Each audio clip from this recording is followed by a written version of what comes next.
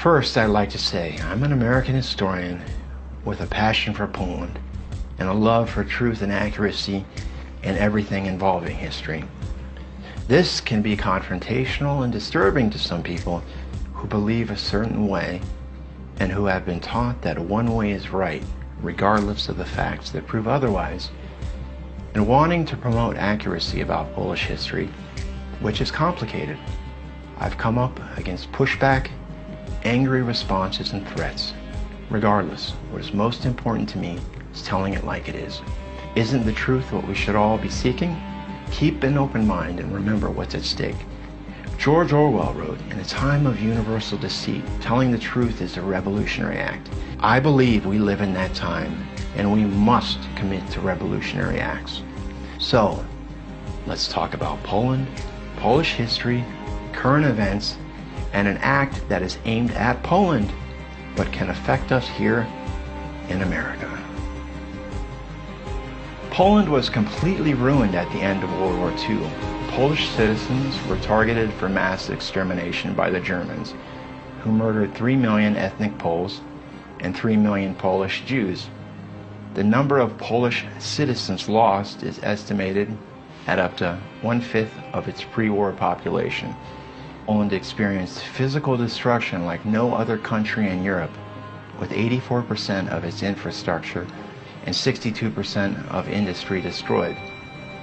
Poland suffered unquestionably, proportionately, the greatest human and material loss of any country during World War II, and Germany never paid Poland any reparations.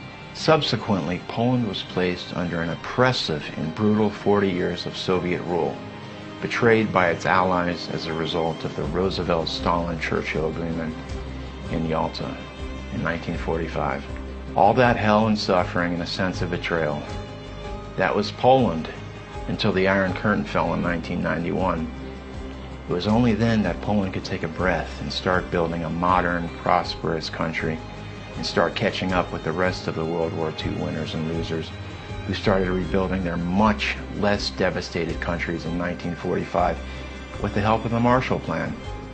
Fast forward to now, another betrayal, another attempt at the destruction of Poland. I'm talking about Public Law 115-171, commonly known as Act S-447. Not only is it unfair, and the consequences of its implementation could be devastating to Poland, but it's also harmful to the U.S. Our American Constitution and its legal foundations are in danger. The U.S. Congress passed the law in April 2018, and I really don't think that President Trump and the Congress realize this legislation destroys law and order in the world. Yes, it can be used against our country. This violates the American Constitution and breaks international law when asking to give properties left heirless to American and Jewish organizations who believe they should receive properties and assets from Poland.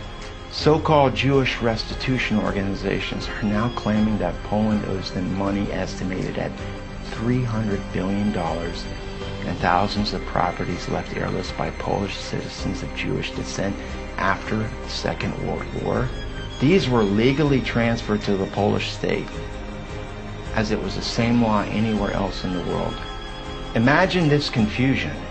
It would be like some agency showing up at your shop or house claiming it was theirs just because people of their religion died 80 years ago and they supposedly owned it, yet they have no proof, even though your grandfather built it from the ground up and you legally own it just because they say so.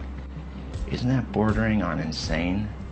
I think so, but this act was passed simply because of the political pull that these people and organizations have. They have lots of money to influence people. That's really kind of shady and dishonest. These people bent on extortion believe that all of a sudden now they deserve this massive amount of property and money to be transferred to them from people that also suffered from the German genocide. Remember, 6 million Polish died in the Nazi German genocide. 3 million were Jews, 3 million were ethnic Poles. The country was destroyed, but now Jewish organizations believe that they are owed money and property over non-Jews On top of this, Poland was given to Stalin and substantially nationalized by the communists. In Poland, courts have been giving back properties to anyone who had proof of ownership, if it was proven and legal for years, the right way. What we're seeing is the wrong way. Jewish organizations in the state of Israel have been receiving billions from Germany and other countries for years, and Poland has received practically nothing. And now they want additional handouts from Poland, the country who was an ally, fought the Nazi Germans, their citizens murdered, tortured, deported by both the Soviets and the Nazis. I consider this shameful. When will this stop? We also need to know some background on real Polish Jewish history, not the one-sided history that portrays Poles as peasant pigs, collaborators with the Nazis, hell-bent on burning Jews in pogroms, ready to move into the houses of the dead. Israeli envoy Ambassador Israel Katz says Poles suckle anti-Semitism in their mother's milk and had no real recourse. It was just brushed off. What if a Polish leader said that? There would be all sorts of hell. But to criticize Jews, well, you know, you could get in a lot of trouble for that, and it could even land you in prison if you question the Holocaust. Here's some Polish Jewish history that most people don't know. Many Jews were actually part of Stalin's communist government, and after the war were involved in the torture and murders of tens of thousands of Poles who fought the Nazis. Jews were even involved in the trial, torture, and death of Witold Pilecki, a mostly unknown Polish hero to the world, who actually volunteered for Auschwitz and escaped and then tried to warn the Allies of the Jewish Holocaust, a truly incredible accomplishment. After the war, he was tortured personally by two of the most notorious Jewish Stalinists, both ironically rescued by the Poles from Nazi Germans during the occupation of Poland. Pilecki was executed by a shot to the back of the head at the Molotov prison by Staff Sergeant Piotr Śmietański, another Jew, nicknamed the Butcher. Pilecki said of his time with the Soviets that Auschwitz was child's play. There are even documented cases of Jews murdering the same people that saved them from the Holocaust. Many of these murderers then emigrated to Israel, and when Poland tried to extradite them and try them for war crimes, Israel refused. One, Solomon Morel, ran a camp after the war that had Poles. One survivor, Dorota Borashek, camp survivor, said, "I was taken there when I was 14 with my mother. I still don't know why we were there.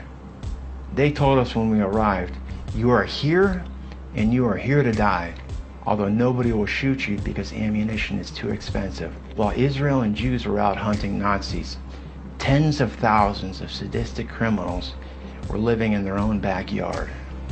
How terribly ironic. Even when the Soviets invaded in 1939, Jews in the East put up archways and greeted the Red Army with flowers.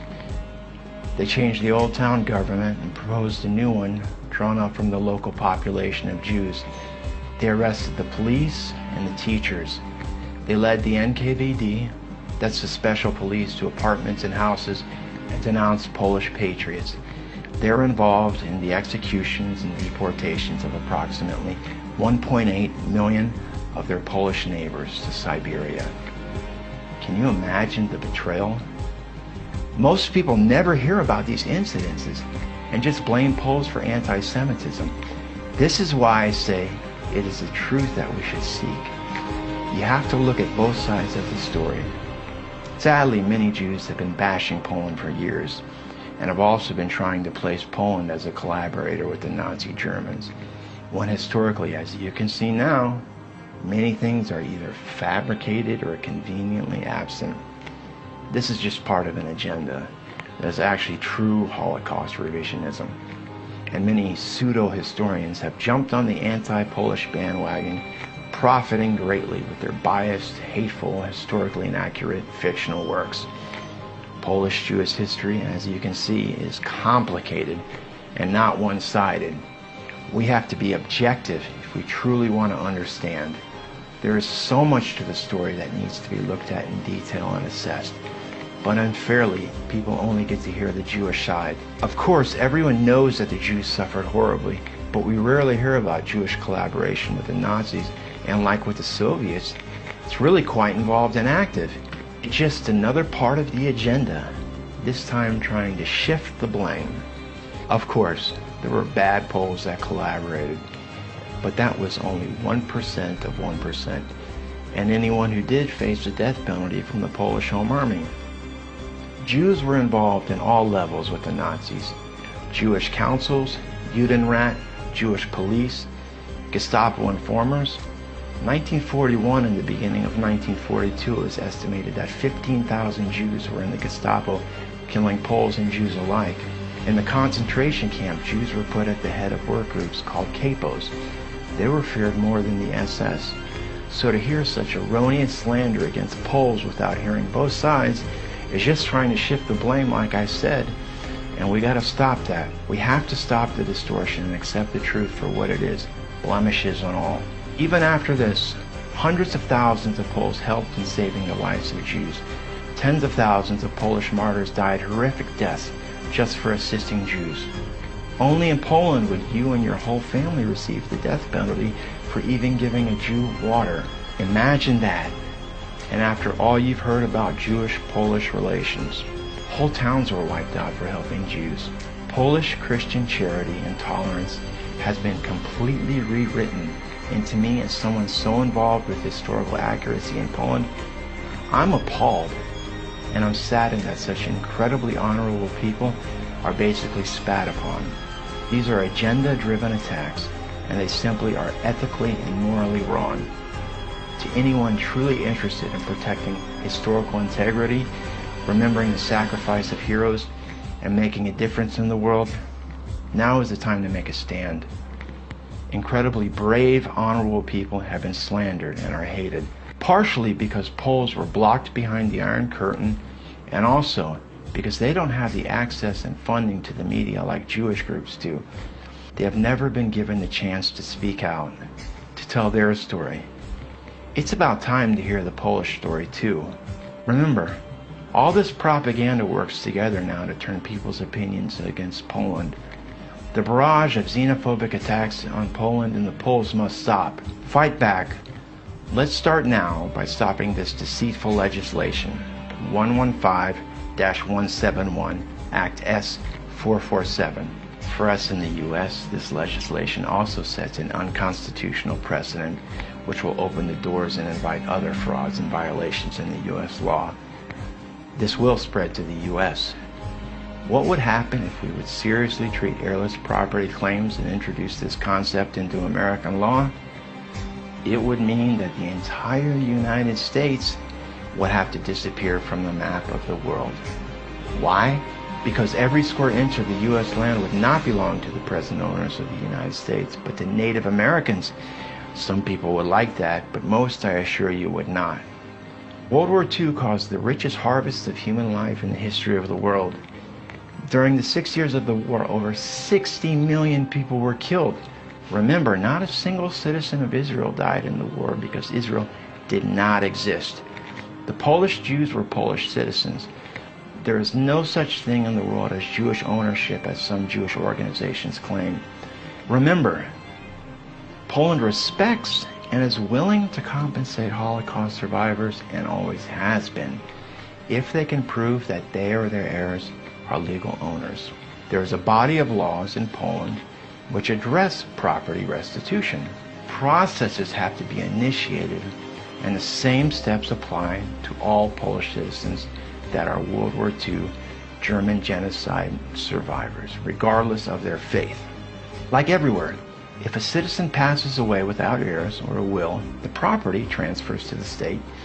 That is international law. So, here Poland today is accused by the media, U.S. Congress, Israeli officials, Jewish organizations of stealing Jewish property in Poland. That again is just propaganda, absurd and historically incorrect. Poland did everything according to Polish law, which complies with international legal standards. Poland is one of the biggest victims of World War II. And remember, when I mentioned heirless property, that's the key. They want heirless property to be given to Jewish organizations. Also, Public Law 115-171 Act S447 only mentions one group of victims. It doesn't mention others. The Nazi German genocide in Poland was horrifying, and all people deserve to remember. Stopping 114-171 Act S447 will prevent robbing Poland by so-called Jewish restitution organizations shamelessly abusing the Holocaust to get rich. Again, hopefully this will also be a step in reminding the world that the Nazi German genocide is not just about one people. Millions of people died in World War II. Marketing suffering and the abuse of victimhood for agendas should stop. We should remember all that perished and not favor one people over another simply because they are one faith or race. If we keep doing that, we would not be much further along from the philosophy of Hitler's supremacist belief that some people are more valuable than others. Please help us stop this extortion and historical revisionism and sign the petition to U.S. Congress and repeal legislation 115-171 Act S447. Protect the U.S. Constitution.